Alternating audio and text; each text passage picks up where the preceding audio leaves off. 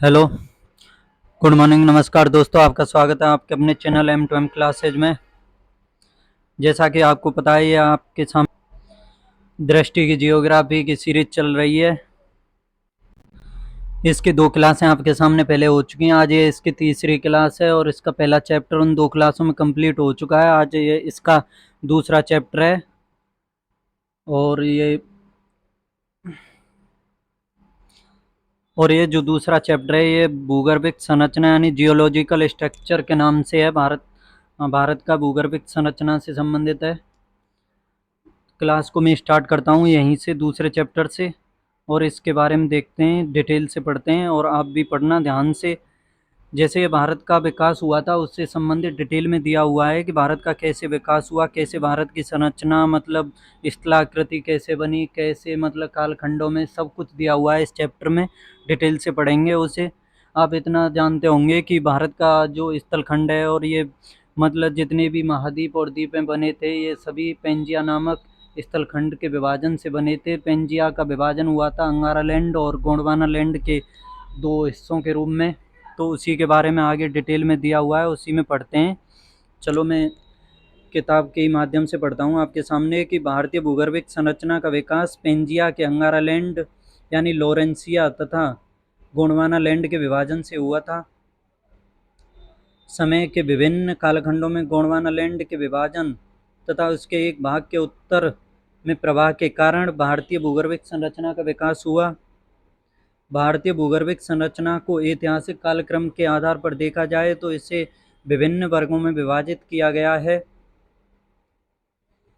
जैसे Precambrian Archaean संरचना से लेकर के धारवाड़, कुड़प्पा, विंध्यन, टर्सरी युगीन भू स्थलाकृतियाँ इनमें प्रमुख हैं। प्रीकैम्ब्रियन युगीन स्थलाकृति में जहाँ अरावली पर्वत, छोटा नागपुर पठारी क्षेत्र, विंध्यन श्रेणी आदि प्रमुख हैं, वहीं टर्सरी युगीन में हिमालय पर्वत का विकास भारत के उत्तरी सीमांत क्षेत्र में विभिन्न उपकालखंडों में हुआ है। आगे पेंजिया का विभाजन तथा इसके विभिन्न स्थलखंडों का निर्माण कैसे हुआ, कैसे कैसे क्या क्या हुआ, उससे संबंधित ये सारणी सी दी हुई है, जिसमें अंगारा लैंड एक तरफ है और एक तरफ गोंडवाना लैंड है।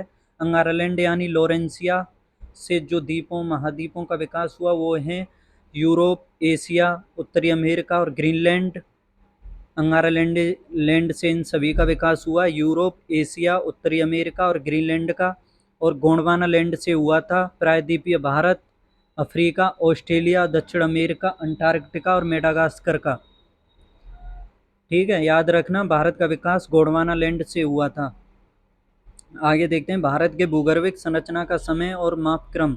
ये नीचे सारणी सा मतलब एक चार्ट सा बना हुआ है, उसमें दिया हुआ है कि भारत के पृथ्वी के भूगर्भिक इतिहास को मुख्यतः निम्न कालखंडों में विभाजित किया गया है, जैसे महाकल्प, कल्प और युग। एक साइड में लिखा हुआ है महाकल्प, उससे आगे कल्प, उससे आगे युग और उससे आगे आयु यानी आधुनिक वर्ष मतलब उसका टाइम पीरियड है इसमें।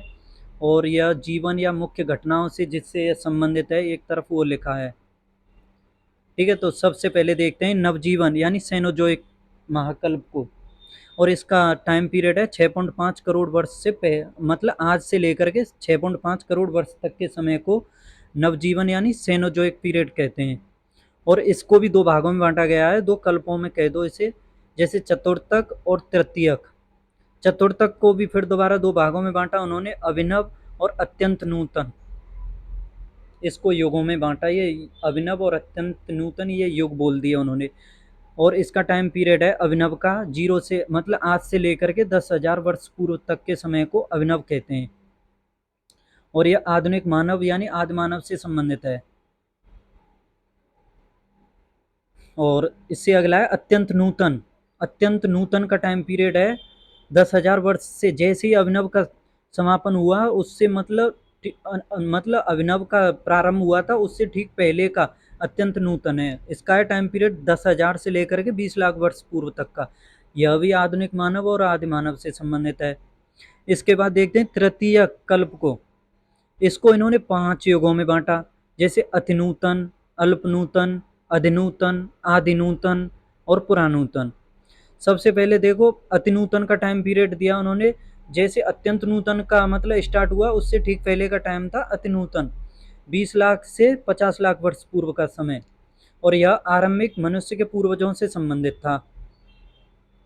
ठीक है। अल्प नूतन का भी टाइम पीरियड दिया उन्होंने, 50 लाख से 2.4 करोड़ वर्ष पूर्व, मतलब अति नूतन के ठीक पहले का। और यह वनमानुष, फूल वाले पौधे और वृक्षों से संबंधित था।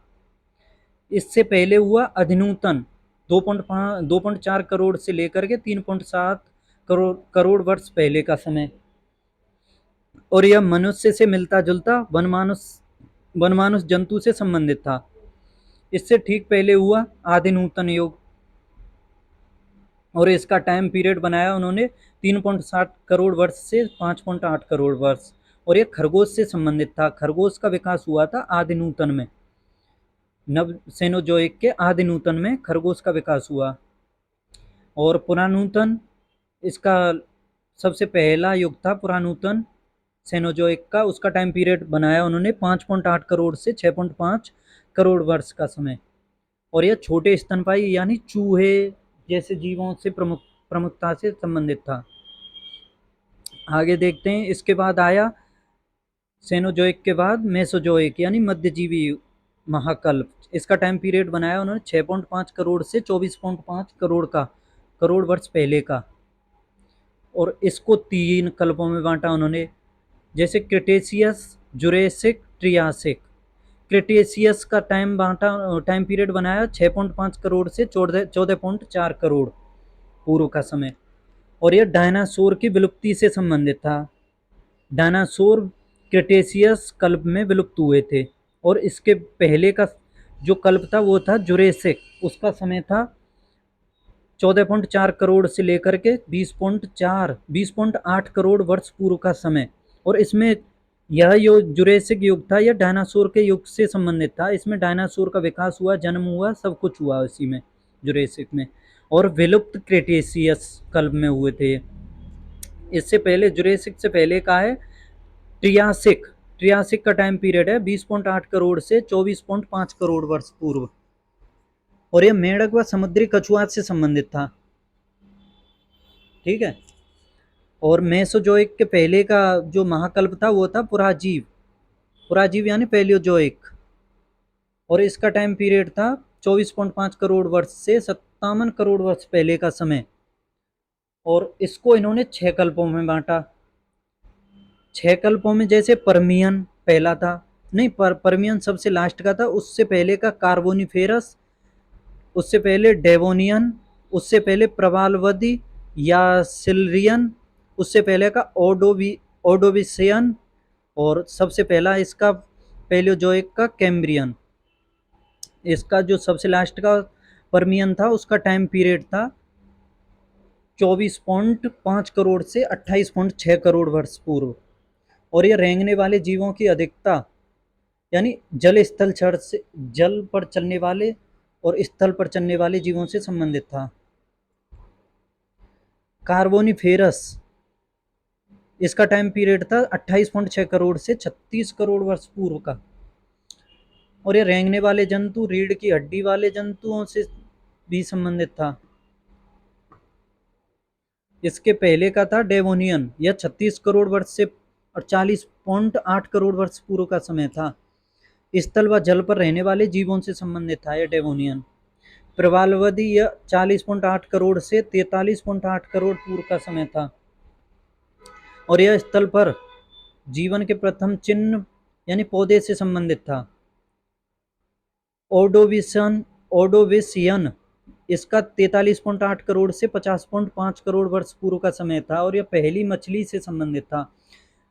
जो पहली मछली का विकास हुआ था वो ओडोविसियन में हुआ था, यह कल्प था ओडोविसियन पैलियोजोइक का, और इसका सबसे पहला कल्प था कैम्ब्रियन। कैम्ब्रियन से संबंधित बहुत क्वेश्चन पूछा जाता है कि इसका टाइम पीरियड कब था और यह किससे संबंधित था। तो कैम्ब्रियन का टाइम पीरियड था 50.5 करोड़ से 57 करोड़ वर्ष पूर्व का समय, और यह स्थल पर कोई जीवन नहीं, मतलब इस समय मतलब कैम्ब्रियन में स्थल पर कोई जीवन नहीं था, ओनली जल में बिना रीढ़ की हड्डी वाले जीवों का विकास हुआ था इसमें। और इससे पहले का समय था प्री कैम्ब्रियन। जो प्री कैम्ब्रियन है वो भी बहुत अधिक क्वेश्चन आता है उससे, और यह 57 करोड़ से लेकर के 4 अरब 80 करोड़ वर्ष पूर्व का समय था प्री कैम्ब्रियन से संबंधित। इसको इन्होंने 3 युगों में बांट दिया। जैसे 57 करोड़ से 2 अरब 50 करोड़ वर्ष का समय बांटा इन्होंने। यह कई जोड़ों वाले जीवों से संबंधित था। और इससे पहले के समय 2.5 अरब से 3.8 अरब का पहले का समय था, वो बांटा इन्होंने। और यह था नीलहरित शैवाल, एक कोशीय जीवाणुओं से संबंधित था यह। और प्री कैम्ब्रियन का सबसे पहला जो टाइम बांटा इन्होंने 3.8 अरब से 4.8 अरब वर्ष पहले का समय। और इसी समय में महाद्वीपों, महासागरों का निर्माण हुआ था और वायुमंडल में कार्बन डाइऑक्साइड की अधिकता का भी इसी में विकास हुआ था। इससे पहले का जो सबसे पहले का समय था वो 5 अरब से लेकर के 13.7 अरब वर्ष पहले का समय था। और इसको भी इन्होंने 3 भागों में बांटा। 5 अरब वर्ष पहले का जो समय था उसमें सूर्य की उत्पत्ति का विकास माना जाता है, मतलब सूर्य की उत्पत्ति का समय माना जाता है 5 अरब वर्ष पहले का समय। और 12 अरब वर्ष पहले के समय को ब्रह्मांड की उत्पत्ति का माना जाता है। और 13.7 अरब पहले से जो समय था, 13.7 अरब वर्ष पहले या उससे पहले का समय, उसके बारे में शायद मेरे हिसाब से कोई जानकारी नहीं है।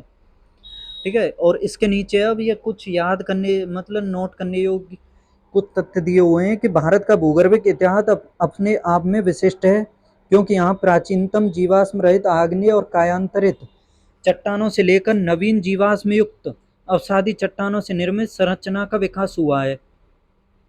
एक और प्रायद्वीपीय भारत जो प्राचीनतम स्थलखंड पेंजिया का भाग है में आर्कियन काल की प्राचीनतम चट्टानें पाई जाती हैं, तो वहीं दूसरी ओर मैदानी भागों में चतुर्थक काल की नवीनतम चट्टानें पाई जाती हैं। अब देखो नीचे देखते हैं प्री कैम्ब्रियन के बारे में दिया हुआ है। इसको मतलब अलग अलग बांटा हुआ है, इसको 4 भागों में बांटा है प्री कैम्ब्रियन को। इसका पहला भाग है आर्कियन, धारवाड़, कुड़प्पा और विंध्यन। आर्कियन संबंधित है आग्नेय चट्टान और कायांतरित चट्टान से। आग्नेय चट्टान में है दक्षिण पर्वतीय क्षेत्र, अरावली पर्वतीय क्षेत्र, बुंदेलखंड का क्षेत्र। और धारवाड़ में है प्राचीन अवसादी चट्टान, जिसमें शिलोंग रेंज प्रमुख है। और इसमें जीवाश्म रहित हैं ये चट्टानें। इसमें कुछ जीवाश्म रहित भी चट्टानें हैं धारवाड़ में, जैसे अरावली, छोटा नागपुर, धारवाड़। अगला है कुड़प्पा। कुड़प्पा चूना पत्थर से युक्त चट्टान है ये, जिसमें कुड़प्पा जिला आंध्र प्रदेश में पड़ता है, सेवराय जेवादी तमिलनाडु में, छोटा नागपुर पठार है इससे संबंधित, और अरावली पर्वतीय क्षेत्र। इसके आगे जीवाश्म युक्त अवसादी संरचना, यह लाल बलुआ पत्थर से संबंधित है और इसमें चूना पत्थर की चट्टानें भी मिली हैं। अब देखते हैं एक एक से दिया हुआ है, इसमें डिटेल में आर्कियन को देखते हैं। सबसे पहले आर्कियन के बारे में देखते हैं कि सर्वप्रथम गर्म गलित पदार्थों के शीतलीकरण के द्वारा आर्कियन संरचना का विकास हुआ, जो ग्रेनाइट और नीस चट्टान से निर्मित प्राचीनतम संरचना है। यानी लागमा मैग्मा के रूप में जो परिवर्तन हुआ, उसी से इस चट्टान का निर्माण हुआ। आर्कियन संरचना का विकास आधारभूत चट्टान के रूप में होने के कारण प्रायद्वीपीय पठार के अधिकांश क्षेत्र में यह नीचे की परतों में चले गए हैं। केवल दक्षिणी पर्वतीय क्षेत्र, बुंदेलखंड के पठार और अरावली पर्वतीय क्षेत्र में यह सतह पर नजर आते हैं। हिमालय पर्वतीय क्षेत्र की जड़ों में भी आर्कियन संरचना मिलती है। आर्कियन क्रम की चट्टानों में जीवाश्म नहीं पाए जाते हैं,